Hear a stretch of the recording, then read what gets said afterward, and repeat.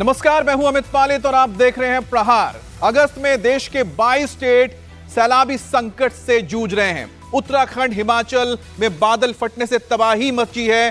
Kedarnath track पर 200 से ज्यादा और 2200 से ज्यादा लोगों को रेस्क्यू किया गया है। सेना की मदद ली जा रही है। चिनूक और मी-17 हेलीकॉप्टर रेस्क्यू में लगे हुए हैं। अलग अलग टीम दिन रात लगी हुई है, लोगों को बचाने में जुटी है। 5 हेलीकॉप्टर की मदद ली जा रही है। हिमाचल प्रदेश में 5 से ज्यादा ऐसे एरियाज हैं जहां पर बादल फटने से हालात काफी बिगड़ गए हैं। 49 लोग अभी भी लापता हैं और शिमला के समेज खड्ड में सबसे ज्यादा तबाही हुई है, जिनकी तलाश में यहां पर एनडीआरएफ, आर्मी के जवान युद्ध स्तर पर रेस्क्यू ऑपरेशन चला रहे हैं। नॉर्थ से लेके साउथ तक सैलाबी तांडव से हालात विकट बने हुए हैं। 22 राज्यों में आसमानी आफत का अलर्ट है। उत्तराखंड, यूपी, हिमाचल प्रदेश, जम्मू कश्मीर में हालात बेकाबू होते नजर आ रहे हैं। बादल फटने के बाद सैलाबी संकट ने जिंदगी की रफ्तार भी रोक दी है। हिमाचल प्रदेश, उत्तराखंड में सेना की टीम ग्राउंड पर मौजूद है। केंद्र सरकार लगातार दोनों स्टेट पर नजर बनाए हुए है। गृह मंत्री अमित शाह ने फोन पर बात करके हर संभव मदद का इन राज्यों को भरोसा भी दिया है।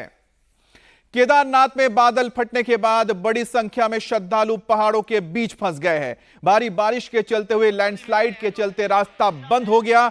अब एसडीआरएफ की जो जवान है लगातार इन्हें किसी तरह बचाकर सुरक्षित जगहों तक ले जाने में लगे हैं।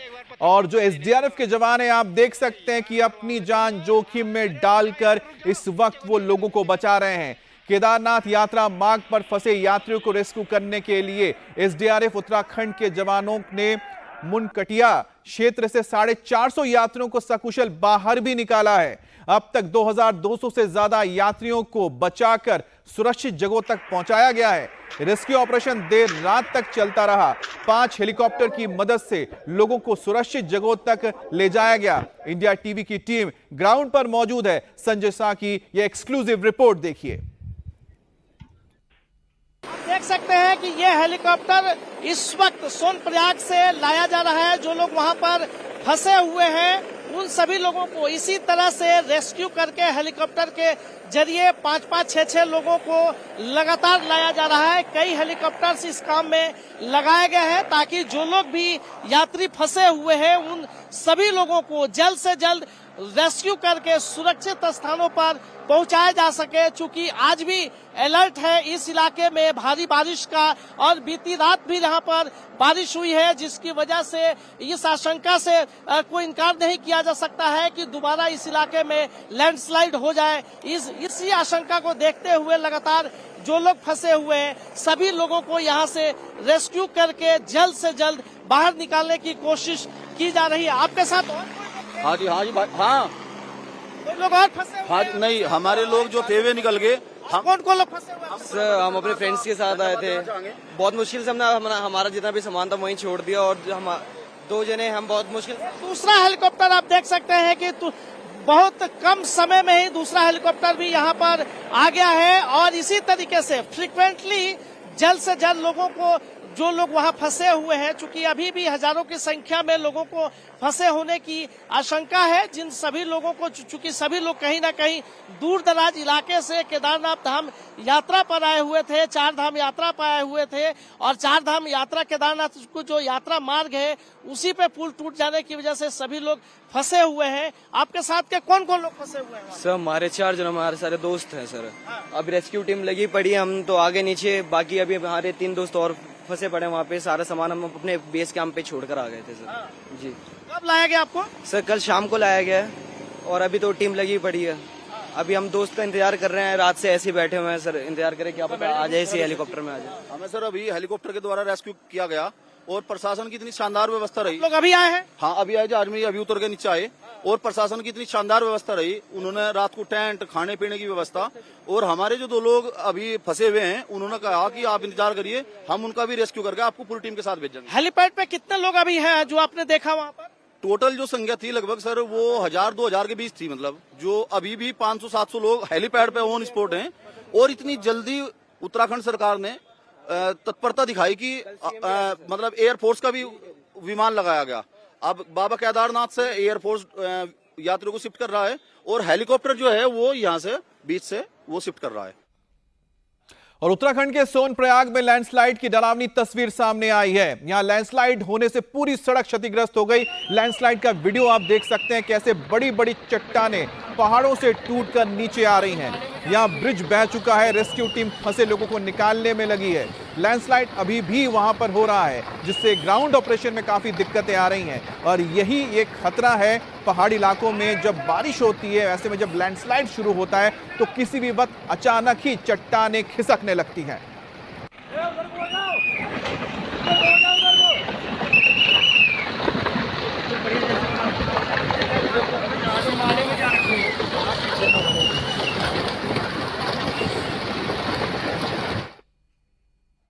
इंडिया टीवी की टीम उस जगह पर पहुंच गई है जहां पर सोनप्रयाग में आपदा आने के बाद ये पुल बह गया है। अब तस्वीरों में आप देख सकते हैं कि यहीं से लैंडस्लाइड हुआ था और जिसके बाद करीब करीब 40 मीटर से ज्यादा लंबा पुल था जो कि लैंडस्लाइड के बाद बह गया है। पूरा भयावह मंजर अभी भी आप देख सकते हैं कि नदी में किस तरीके से उफान है और किस तरीके से लैंडस्लाइड हुआ है। बड़े बड़े बोल्डर्स ऊपर से गिरे और गिरते ही बोल्डर के गिरते ही जो बड़ा पुल था, सालों से यहाँ पर लोगों का आना जाना था, वो पुल एकदम से धराशायी हुआ और पुल ये पूरे पानी में बह गया। लैंडस्लाइड के बाद की तस्वीरें आप देख सकते हैं कि किस तरीके से चारों तरफ बड़े बड़े पत्थर बोल्डर पड़े हुए हैं और ये ऊपर से लैंडस्लाइड के साथ गिरकर आए हुए हैं। और इसी लैंडस्लाइड में काफी बड़ी संख्या में लोग पहाड़ों के ऊपर फंस चुके हैं और ये तस्वीर बहुत ही डरावनी और भयावह है जो लोगों ने देखा है। और तबाही के बाद का मंजर भी काफी डरावना और भयावह देखने को मिल रहा है। लेकिन इस आपदा में फंसे हुए लोगों को किस तरह से रेस्क्यू किया जा रहा है ये हम दिखाएंगे आगे की तस्वीरों में। अब सोनप्रयाग में सैकड़ों सैलानी फंसे हुए, जिंदगी बचाने के लिए युद्ध स्तर पर रेस्क्यू ऑपरेशन भी चल रहा है। सड़क पर मलबा भरा हुआ है जिसे हटाने का काम भी शुरू हुआ है, लेकिन आप देख सकते हैं कि ये बोल्डर्स की साइज क्या है, कितने बड़े बड़े पत्थर हैं। इनको तोड़ने के लिए मशीनों की जरूरत होगी और लंबा वक्त लगेगा ताकि इन पहाड़ों से गिरे हुए बड़े बड़े चट्टानों को वहां से हटाया जाए। और यहां से जो लोग आपको आते नजर आ रहे होंगे, किसी तरह आप देखिए चींटियों की तरह नजर आ रहे हैं इन बड़े बड़े पत्थरों के सामने, तो आप अंदाजा लगाइए कि कितने भारी भरकम ये पत्थर हैं और इनको उठाने में और इनको यहां से साफ करने में कितना वक्त लग जाएगा। तो ये तस्वीरें आप देख रहे हैं, एक बार फिर से हम आपको दिखा रहे हैं कि किस तरह से ये पूरी घटना हुई है, किस तरह से लैंडस्लाइड ने इस पूरे इलाके में एक तरह से पूरा ये एक सेक्शन आप देख रहे हैं, एक बड़ा सा जो ब्लॉक था सड़क का वो पूरी तरह से वॉश आउट कर दिया, पूरी तरह से खत्म हो चुका है, साथ में बहा के ले गया है। अब यहां पर पानी नजर नहीं आ रहा, लेकिन जिस वक्त ये घटना हुई थी उस वक्त यहां पर काफी पानी था। अब यहां से जो लोग यहां से गुजर रहे हैं उनको देखिए एक बार फिर से, जो पत्थर के साइज बड़े बड़े चट्टान है और यहां से जो लोग जा रहे हैं उनको आप देखेंगे तो समझ पाएंगे कि इनका कितना बड़ा जो पत्थर है कितने बड़े हैं और इनके सामने इंसान चींटी की तरह लग रहे हैं। और कितने खतरनाक ये बड़े बड़े पत्थर थे, जिस वक्त ये गिर रहे थे उस वक्त एहतियातन लोगों को हटा भी लिया गया था। अभी जो पूरा सेक्शन है यहां से इतने बड़े बड़े भारी भरकम पत्थरों को हटाने के लिए मशीनों की जरूरत होगी। मशीनों के जरिए जब इन्हें हटाया जाएगा तब जाकर ये पूरा सेक्शन फिर से तैयार करना पड़ेगा, फिर सड़क बनेगी, फिर यहां पर आगे इस कनेक्टिविटी को जोड़ा जाएगा। लेकिन जो लोग अपनी जान बचाकर देखिए किसी तरह से यहां से निकलकर आने की कोशिश कर रहे हैं। खतरा इसलिए है जब लोग यहां से क्रॉस कर रहे हैं, लोग देखिए तब भी डर है कि कहीं ऊपर से पत्थर ना नीचे आ जाए। एक और तस्वीर भी हम आपको दिखाएंगे, लेकिन उससे पहले एक रिपोर्ट आपको दिखाते हैं जिससे आप समझ पाएंगे कि इस वक्त क्या हालात हैं और किस तरह से जो रेस्क्यू ऑपरेशन चलाया जा रहा है और हजारों जिंदगियों को बचाने की जद्दोजहद की जा रही है। सोनप्रयाग के ग्राउंड जीरो पर मैं मौजूद हूं और पूरा सीक्वेंस मैं दिखाता हूं कि किस तरह से लैंडस्लाइड हुआ और कैसे लोग अभी भी फंसे हुए हैं। तस्वीरों में देखे जा सकते हैं कि बड़ी संख्या में लोग वहां नजर आ रहे हैं जो कि कल से वहीं पर खड़े हैं और बड़े मुश्किल से लोग एक एक करके नीचे उतर रहे हैं। जहां पर लोग खड़े हैं वहां से एक सड़क थी जो कि सड़क दूसरी तरफ जहां पे रेस्क्यू टीम खड़ी है आप देख सकते हैं, वहां पर यह पूरी सड़क थी। करीब करीब 50 मीटर से ज्यादा का एरिया ये पूरा जब लैंडस्लाइड ऊपर से हुआ है, बड़े बड़े बोल्डर गिरे हैं, उसके साथ ही पूरी सड़क इस बहाव में नीचे आ गई है। तस्वीरों में आप देख सकते हैं कि नदी में लैंडस्लाइड के साथ पूरे बहाव के साथ पूरी की पूरी सड़क बह गई है और उसके बाद से जो लोग सड़क के दूसरी तरफ है वो वहां पर फंसे हुए हैं। सामने के तस्वीरों में जो रेस्क्यू टीम है वो वहां पर है, लेकिन अभी जो लोग वहां फंसे हुए हैं उनको निकालने के लिए, बाहर रेस्क्यू करने के लिए ऊपर से रस्सी या फिर पैदल मार्ग से ऊपर पहाड़ के ऊपर जाने के बाद वहां से दूसरे रास्ते से होते हुए नीचे आने की एक पगडंडी है। हालांकि इस पगडंडी को पूरे पार करने में लोगों को 4 से 5 घंटे का समय लग रहा है, लेकिन कुछ लोग जो फंसे हुए हैं, जहां पर तस्वीरों में लोग दिख रहे हैं, वहीं से पीछे के रास्ते लोग नीचे आ रहे हैं और नीचे से आके ये जो पानी का बहाव और बड़े बड़े बोल्डर देखे जा सकते हैं, वहां से होते हुए ये इस रास्ते पर इधर की पहुंचने की कोशिश कर रहे हैं। लेकिन यह रास्ता इतना खतरनाक है कि अभी भी कैमरे पे देख सकते हैं कि लैंडस्लाइड लगातार हो रहा है यहाँ पर और पत्थर गिर रहे हैं। मेरे सामने भी लगातार लैंडस्लाइड हुआ, जिससे लोगों को जान को यहाँ पर खतरा बना हुआ है। इसलिए जो रेस्क्यू टीम है और स्थानीय प्रशासन है, जो लोग वहाँ फंसे हुए हैं, उनको ये सलाह दे रही है कि जो लोग भी हैं वो ऊपर के रास्ते से, पगडंडी से होकर ही आए। समय जरूर लग सकता है, लेकिन वही एक सुरक्षित रास्ता है जिसकी वजह से लोगों को रेस्क्यू किया जा सकता है। उत्तराखंड के बाद अब हम आपको हिमाचल प्रदेश में तबाही की ग्राउंड रिपोर्ट दिखाएंगे। शिमला जिले में रामपुर में सबसे ज्यादा हालात बिगड़े हैं। समेज खड्ड में बादल फटने से 35 से ज्यादा लोग अब भी लापता हैं। एनडीआरएफ की टीम रेस्क्यू कर रही है। तेजी से यहां पर पूरे इलाके तक पहुंचकर सर्च ऑपरेशन चलाया जा रहा है। सैलाब को पार करके लोगों को बचाने के लिए टीमें पहुंच रही है। पूरे हिमाचल की बात करें तो 49 लोग मिसिंग हैं। पीएम मोदी और अमित शाह लगातार हालात पर नजर बनाए हुए हैं। अमित शाह ने सीएम सुक्खू से बात करके हर मदद का भरोसा भी दिया है। शिमला जिले के रामपुर एरिया में बसा समेश खड्ड गांव खंडहर में तब्दील हो चुका है और सिर्फ तबाही के निशान यहां नजर आ रहे हैं। स्कूल कैंपस बर्बाद हो गया, लोगों की गृहस्थी बह गई। जिंदगी की तलाश में सेना और आपदा प्रबंधन की टीम चप्पे चप्पे तलाश रही है। मलबे को हटाया जा रहा है। अभी कैसा मंजर है ये देखने के लिए पहुंचे हमारे संवाददाता पुनीत परिंजा। उनकी ग्राउंड रिपोर्ट देखिए तो आपको तबाही की कहानी समझ आएगी। ये सरकारी स्कूल है जिसका काफी हिस्सा तो जो बह गया है, लेकिन अब ये मात्र 2 कमरों का ढांचा जो है वो बचा है और आगे क्योंकि गाद काफी ज्यादा है लिहाजा आगे जाना थोड़ा मुश्किल है। सामने आप देख सकते हैं कि फर्नीचर है, कुर्सियां पड़ी हैं और साथ ही खिड़कियों को तोड़कर आए बड़े बड़े पत्थर जो हैं वो भी आपको अंदर नजर आएंगे।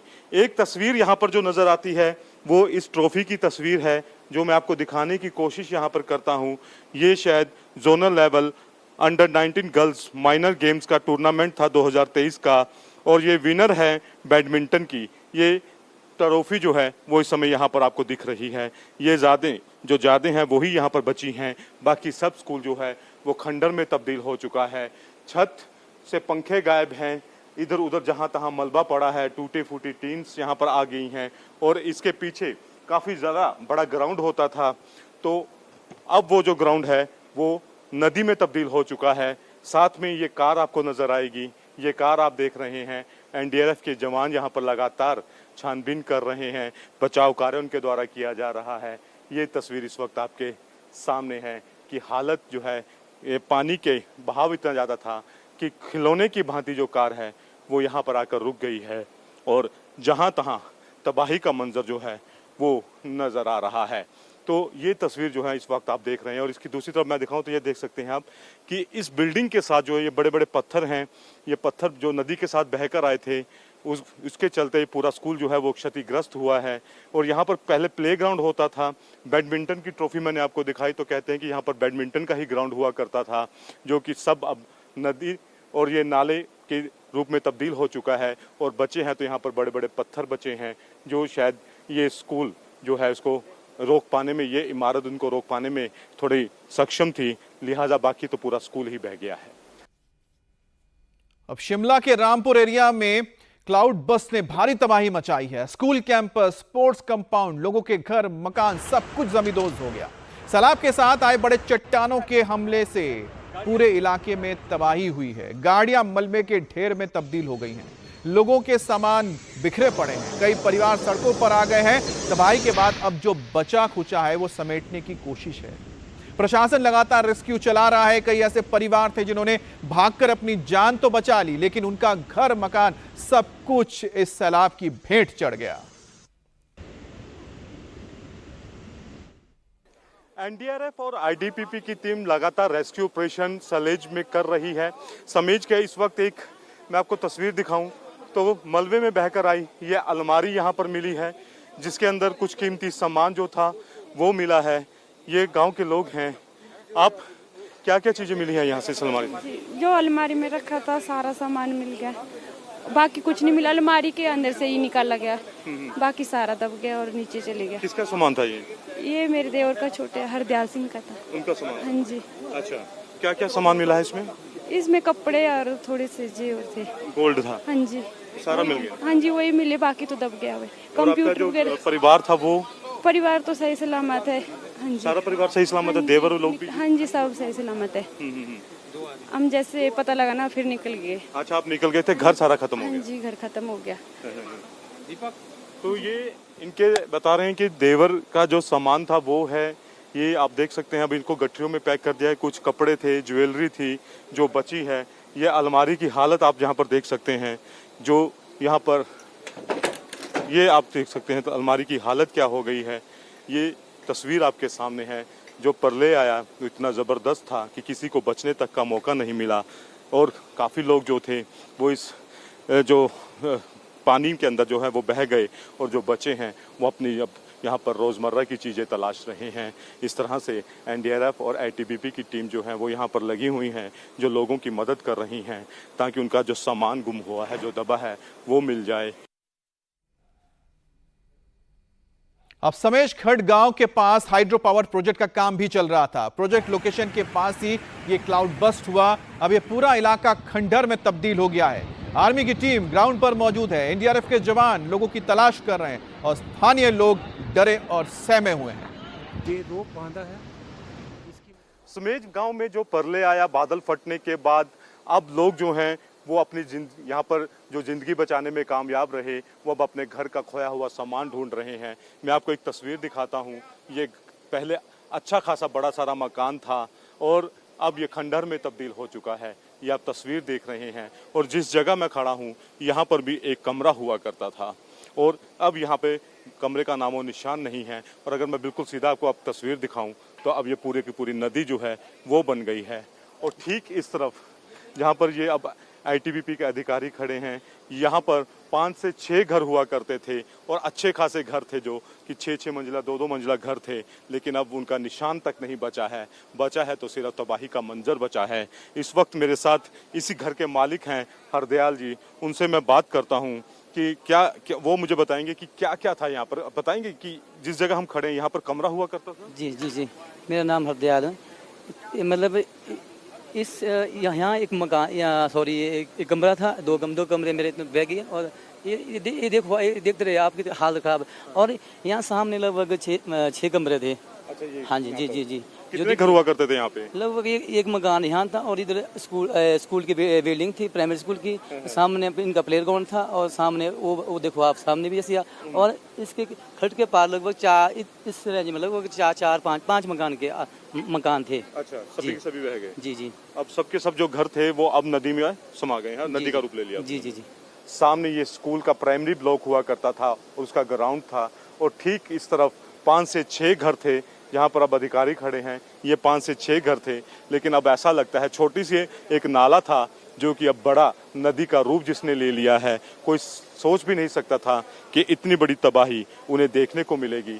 जहाँ जहाँ कैमरे की नज़र जाएगी आपको सिर्फ टूटे हुए घर, गाद ही यहाँ पर दिखाई दे रही है। ये सामने जो बिल्डिंग है ये घर है या बिल्डिंग है? कोई स्कूल का ही है? स्कूल का ये स्कूल जी। अच्छा, ये सेकेंडरी स्कूल है।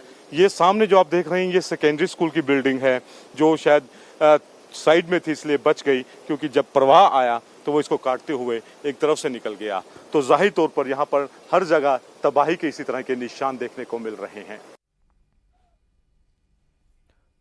उधर कुल्लू घाटी में भी इस वक्त हालात बेहद ही खतरनाक हैं। मणिकर्णिका के मलाना में बादल फटने के बाद पार्वती नदी का जो जल स्तर है लगातार बढ़ता जा रहा है। नदी का रौद्र रूप तबाही का सबब बना हुआ है। नदी किनारे बने दर्जनों घर इससे प्रभावित हुए हैं। नदी में पानी के तेज बहाव की चपेट में आने से एक बिल्डिंग टूट गई। घर मकानों को भारी नुकसान हुआ। एक बिल्डिंग का मलबा आप तस्वीरों में देख सकते हैं। मलाना से भुंतर तक तबाही के निशान दिखाई दे रहे हैं। सड़कें पुलियां टूट गई हैं, रास्ते बंद हैं और लोगों को परेशानी का सामना करना पड़ रहा है। ये तस्वीरें आप देख रहे हैं कुल्लू की है, जहां पर सड़कें डैमेज हुई हैं, जो पुल है वो टूट गए हैं। साथ ही साथ नदी का जो जल स्तर है वो डरा रहा है, क्योंकि वो अपने किनारों के पास कटान करते हुए जा रही है नदी। ऐसे में जो मकान किनारे हैं उनके ऊपर भी खतरा मंडरा रहा है। अब कुल्लू में ब्यास नदी का जलस्तर भी लोगों को डरा रहा है। नदी डेंजर लेवल के करीब आती जा रही है। निचले इलाकों में पानी भरने से लोग अपना घर और मकान खाली कर गए हैं। लेकिन साथ ही तस्वीर देखिए कैसे नदी के तेज बहाव के चलते जो किनारे हैं उसमें इतना कटान हुआ है कि जो आसपास के मकान हैं उनकी नींव हिल गई है। और नींव कमजोर होने का मतलब है कि किसी वक्त भी ये मकान गिर सकते हैं, खतरा बना हुआ है। अब इस इमारत को ले लीजिए, एक बड़ी सी इमारत जो है इसके नींव पूरी तरह से खोखली हो चुकी है, क्योंकि नदी ने पूरे नीचे से कटान किया है। और किसी भी वक्त अगर नदी में और उफान आया और तेज धार में बहाव के चलते अगर मिट्टी और यहां से कट गई तो ऐसे में ये जो मकान आपको नजर आ रहा है 4 मंजिला, वो सीधा नदी में समा जाएगा। अब सीएम सुखविंदर सिंह सुक्खू लगातार हालात पर नजर बनाए हुए हैं। थोड़ी देर पहले वो समेजखड में ग्राउंड रिपोर्ट जानने के लिए रवाना हुए। हिमाचल प्रदेश में सभी भी 49 लोगों के मिसिंग होने की खबर है, जिनकी तलाश के लिए सेना अभी सर्च ऑपरेशन चला रही है। सुनिए सीएम सुक्खू ने मौजूदा हालात को लेकर क्या कहा। निश्चित तौर पर नुकसान हुआ है। सड़कें, पुल और पानी की योजनाएं, सिंचाई की योजनाएं सब बह चुकी है।